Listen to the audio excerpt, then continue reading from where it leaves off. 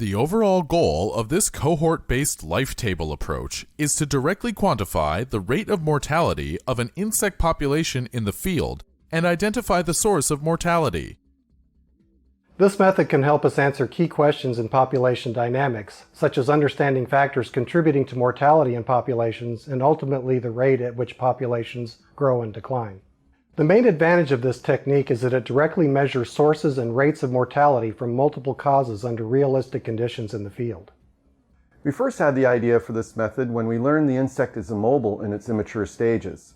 This allows us to directly follow the fate of individual insects. Demonstrating the procedure will be Isadora Bordini, a graduate student, and Francisco Bojorquez, a lab technician.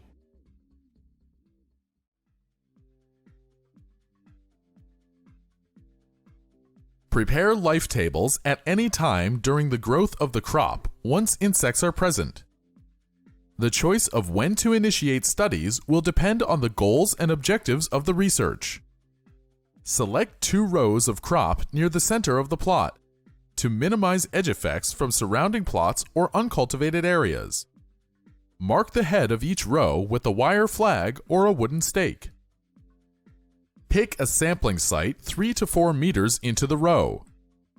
To simplify later observations, select one row to establish egg cohorts and the second to establish nymph cohorts. An egg cohort must include at least 50 eggs.